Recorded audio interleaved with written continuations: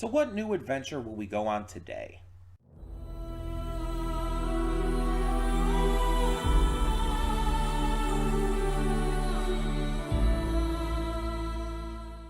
Hey everyone, welcome to Princess Gay. I'm your host Connie, and today we are here with Season 2, Episode 5 of Hilda. Just right off the bat, I'm gonna say we are doing this off of a downloaded file instead of on Netflix today, because I just don't want to deal with the issues we've had lately with Netflix and specifically doing reactions while using it. We've had some issues with, you know, lag and whatnot, and I just don't want to deal with that today. So we're not going to. But like I said, we're on the next episode of Hilda, and I've been really enjoying this season. It's been just go go go, and I know a lot of season 1 was for all that world building and character building, and now they can do that, and it's still episodic, but they're really just nailing these stories so far.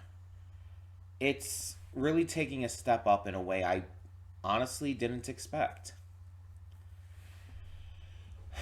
But I'm just hoping that it keeps up this momentum, because since it is episodic, it could very easily just slow down out of nowhere and start giving us a few episodes that just aren't as good. And I really hope that doesn't happen.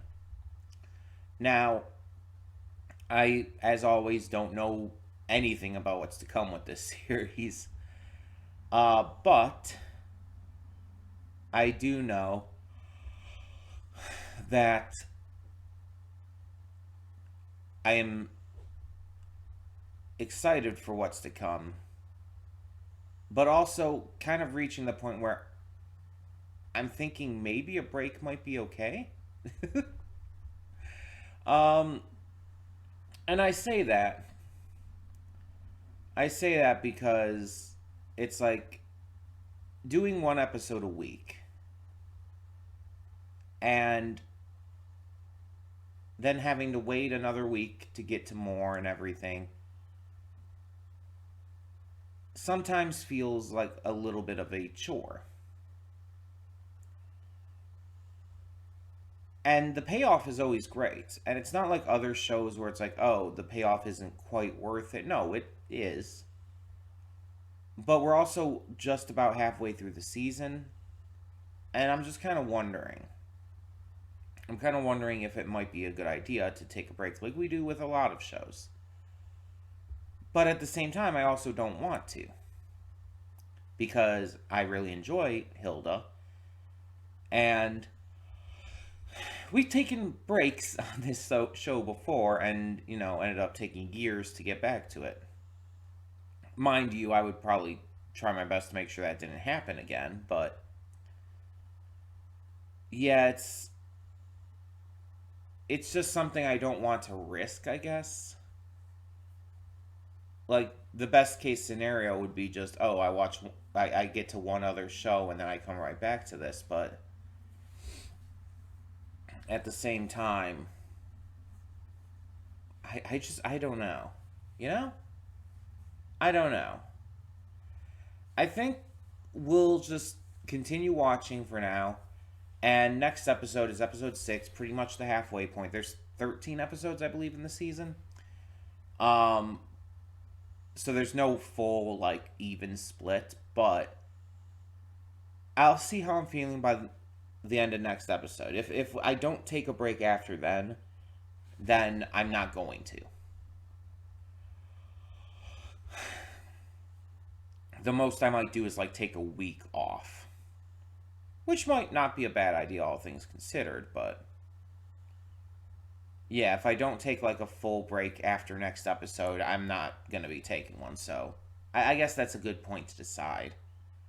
I'm probably not going to. I want to make that clear right now. I'm more than likely not going to take a break here because, again, I really enjoy this and I am enjoying it week by week, and it is ending up being worth it to get to each next episode. But there is the fact that it's episodic, which does add a little, a little to be desired there, and just it does affect my viewership a little bit. I mean, it's hard. It's hard to figure out exactly what to do when you're reacting to anything. Because unlike a lot of reactors, excuse me, unlike a lot of reactors, this isn't my like quote unquote job in the way that it's not giving me like a steady income, and it's not something I try to like make into a job. It's something that I do for fun. And yeah, it's like it's work. Like that's just undeniable, but like a lot of these other reactors put all this effort into making it like an actual like, career basically.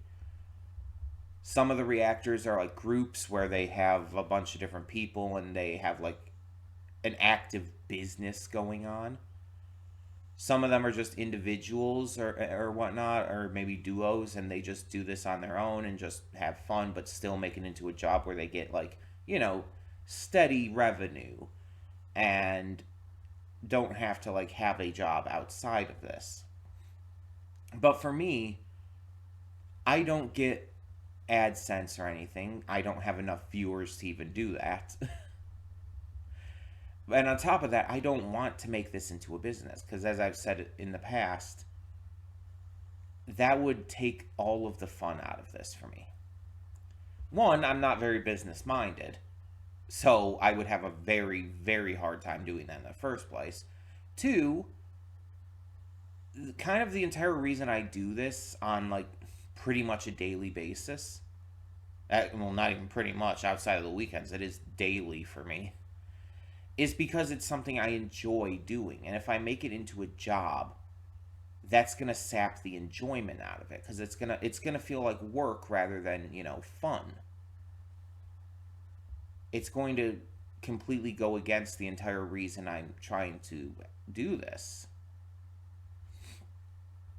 And I don't want to like get an editor or anything like that. I like editing my own videos. I don't want to have to rely on someone else for that. Plus, again, I can't make enough money with AdSense to even be able to pay an editor. So there's that aspect too. It's just like I can only do what I can right now. And because of that, I have to make this feel as much like fun as I can. And as little like work as I can. Because if this starts feeling more like work, it's going to destroy my interest in doing this channel altogether.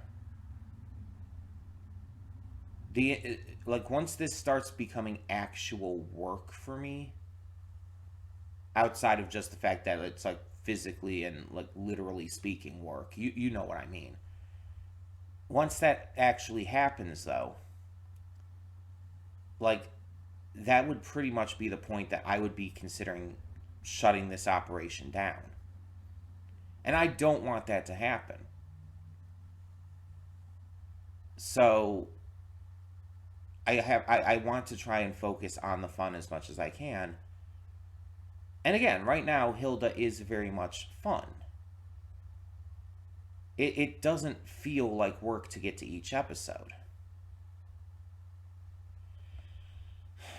And the payoff is worth every wait I have to do between each episode. And you could say like, oh, I could pre-record a bunch of stuff, but like I don't really have a lot of time to do that because I'm recording something every single day. I don't really have time to pre-record much. Honestly, like I had a hard time finding the time to pre-record the Has Been Hotel episodes. And I only did that because I really wanted to avoid spoilers. If it weren't for that, I would not have been able to do that. And I had to struggle to find time to do that. I had to wake up earlier in a lot of cases too, which is not always fun. So yeah. it's not something that I feel like I can do with everything. The only way to really make that possible would be to take like a week or two off, pre-record as much as I can, and then just be ahead of the game from that point forward. But it's like I kind of don't want to do that either. You know, if I were reacting to less stuff, that would be possible. Like if I were saying doing 4 shows, I could probably do that. But doing like 8, it's just not reliable enough. I just don't have as much time because I only have certain amounts of time I can record each day. Once it starts getting past a certain point, I pretty much have to stop for multiple reasons. Again, I want free time on my own. This is not like I don't want this to feel like a job. I want my free time.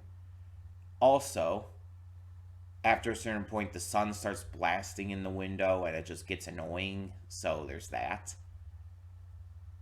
And plus, I can only record while I'm alone here. I have that restriction too. So, yeah,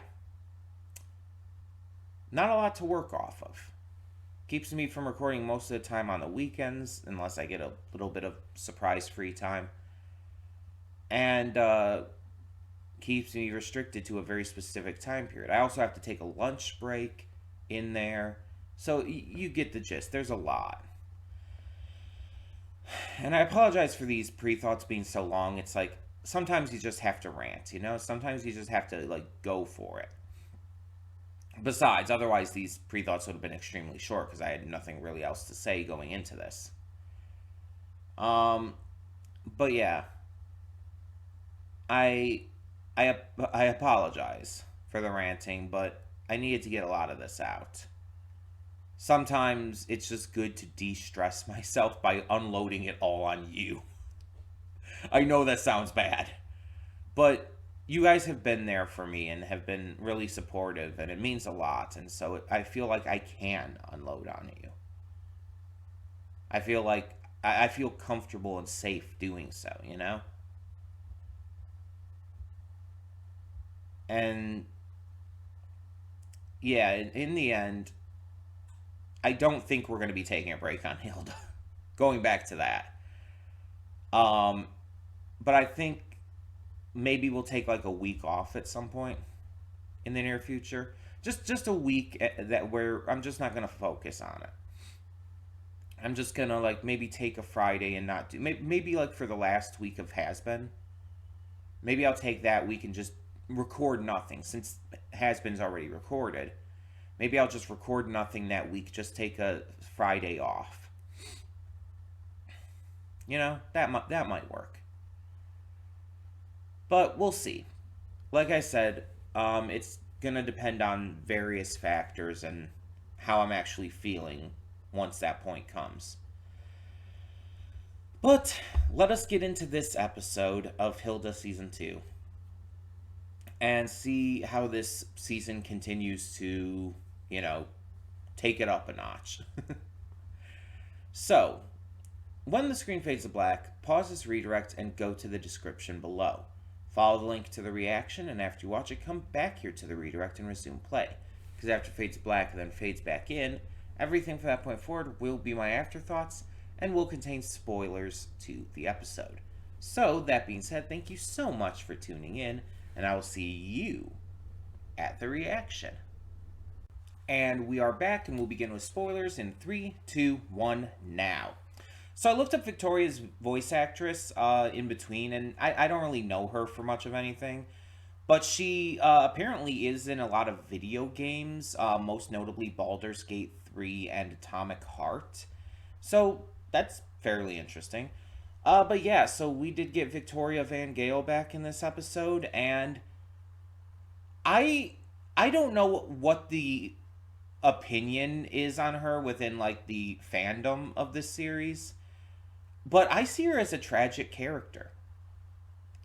I see Victoria Van Gale as a character who has made mistakes, tried to make up for those mistakes, and made more mistakes in doing so. But I don't think she ever had ill will.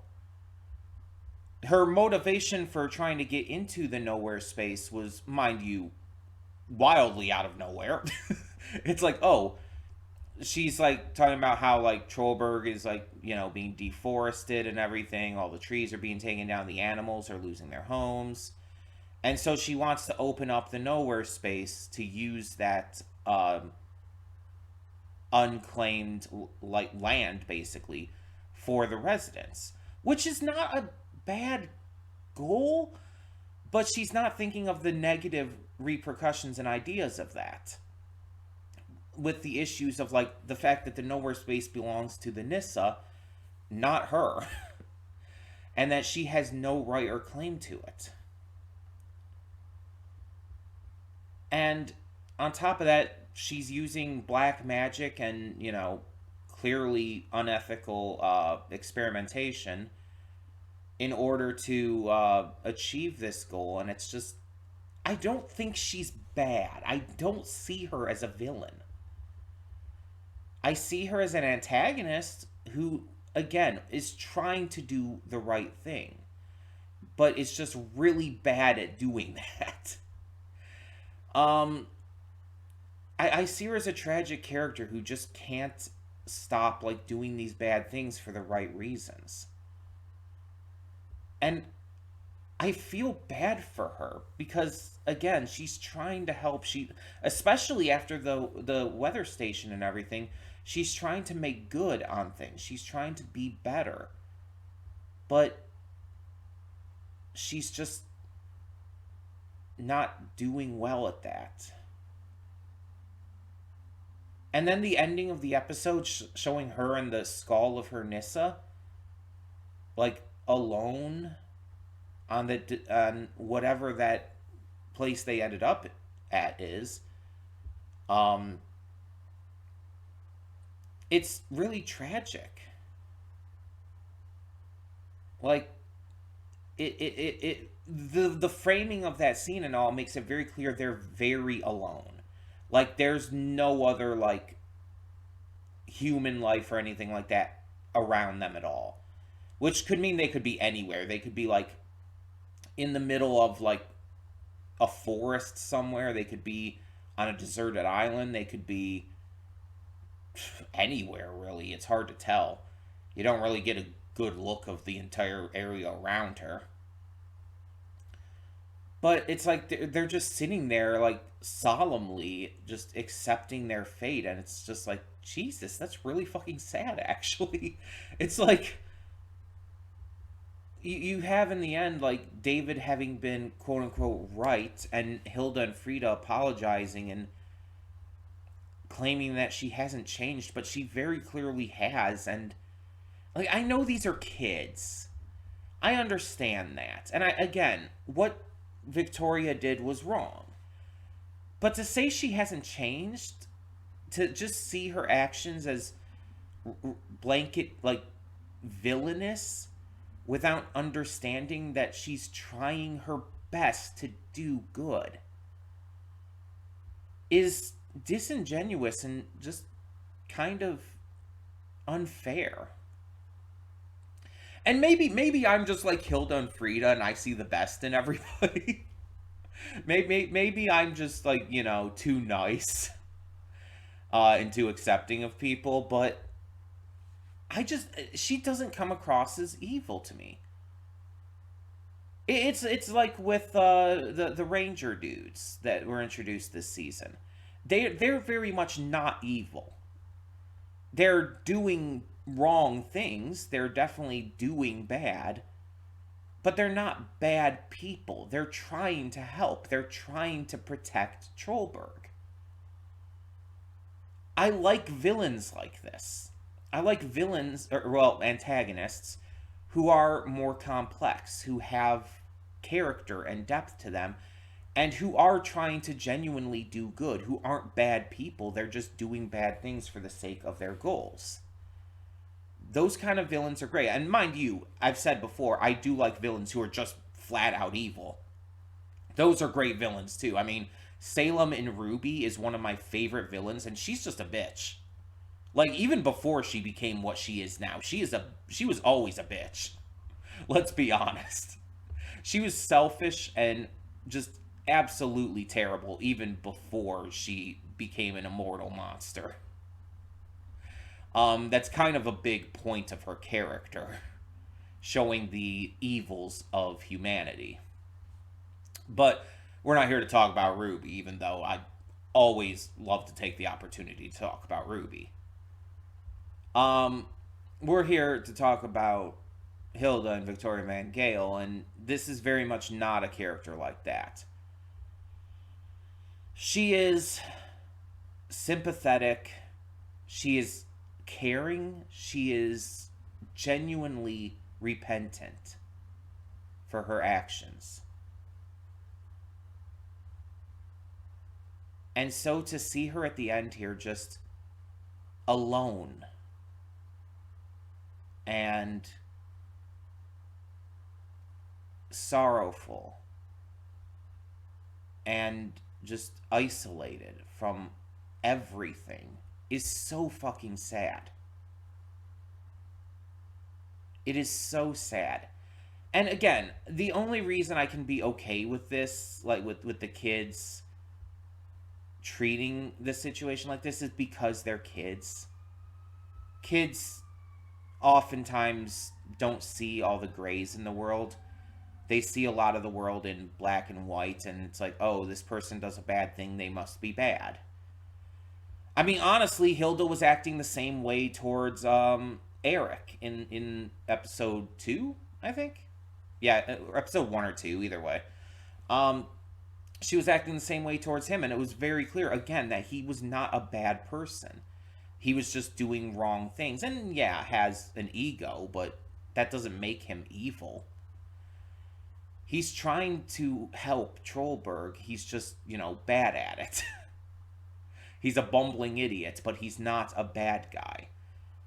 But Hilda saw him as that because he was hurting things. And she only saw the base truth of that without looking deeper into it. Because she's a kid. And it really sucks, too, because it's like, I really hope that this is a lesson that she has to learn throughout this season. Because if it's not, and if she never really learns from this and grows from this, that's going to be really disappointing, if I'm being honest. Because these characters need to be shown that they're not just evil like that. I think that's a good lesson for kids who are going to be watching this to learn. And I really, really hope we see Victoria again. I hope that comes back in some way, somehow.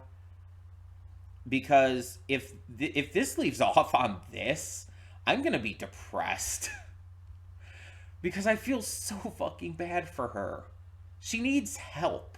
She doesn't need to be isolated. She needs help. This is not how you handle someone who is very clearly, in need of rescuing from themselves. Maybe it's because I've been there. Maybe it's because I've needed that help and received it. But I don't like seeing a person who clearly has issues and needs to be rescued from that. I don't like seeing characters like that demonized. It bothers me because of my own personal experiences. It's something that just really, really is sad. And I don't like being sad, okay? So, I really hope we get a follow-up to this.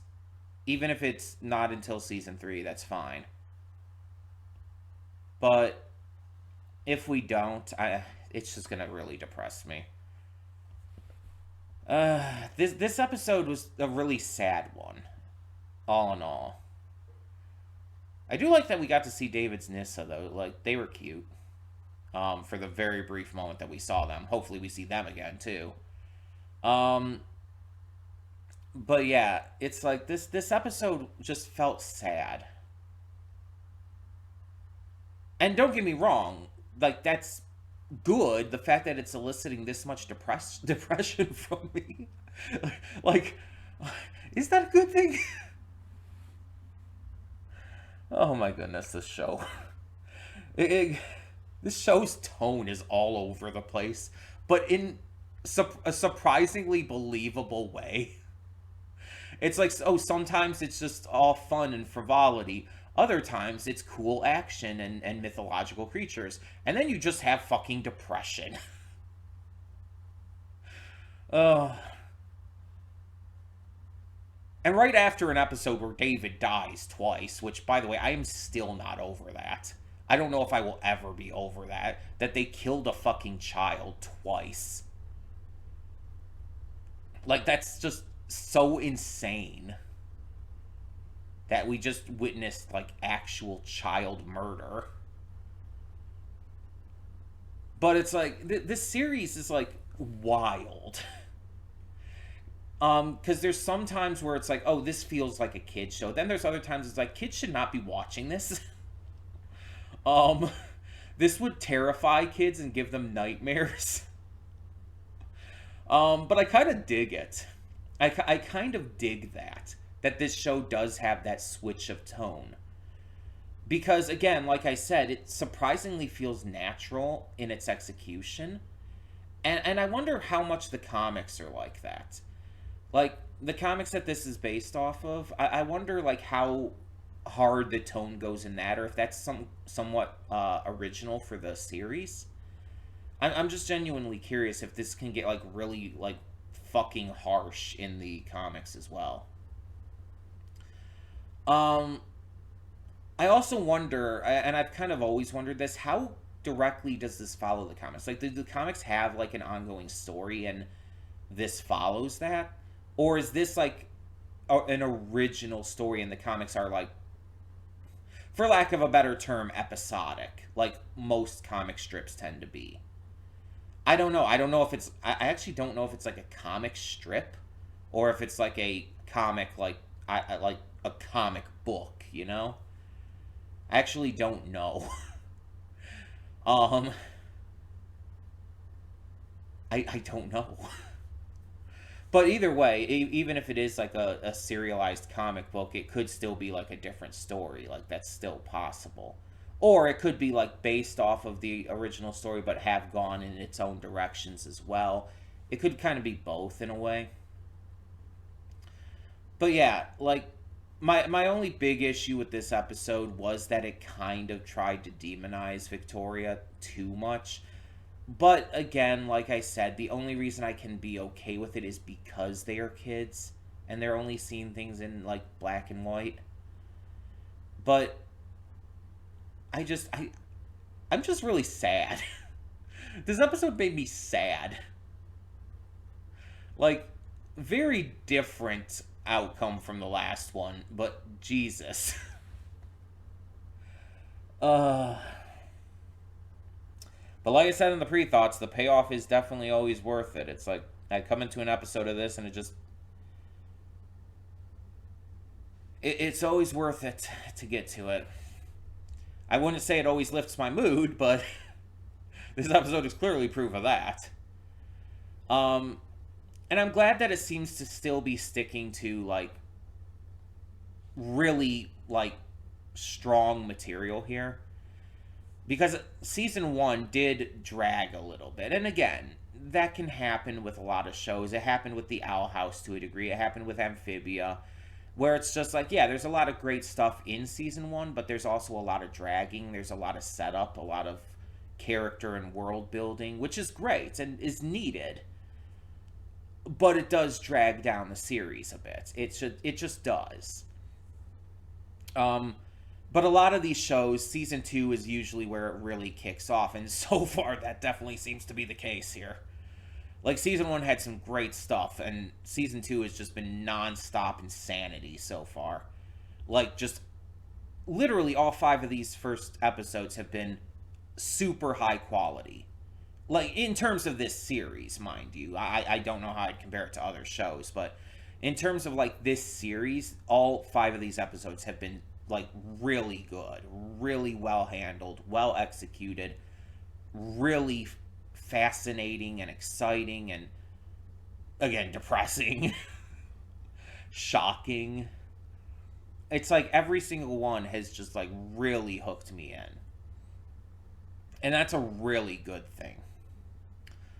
And like I said at the beginning of the reaction too, it's like just even every time I just like start an episode and hear that sigh at the beginning of the theme, it's just like it is a massive rush of dopamine. It's just I don't know what it is about that sound. It's just a sigh. That's all it is. I don't know what it is about that, but for some reason it is just so satisfying and, to borrow the term from the Ghost and Molly McGee, inhappifying. It just makes me so happy when I hear that sound. Um, I believe I talked about this on the Discord and everything recently, but in Michigan here we have a movie theater chain called MJR, and at MJR they have this thing called the MJR Clap, where it's like it's not like an official thing by the theater, but when people go to an MJR theater, there's like this little like theme song, I guess you could say, before the movie plays each time, and it's just like, oh, don't forget to pick up your litter and everything. But then it like shows like a bunch of movie clips to an original jingle for the theater, which is titled "More Fun at MJR."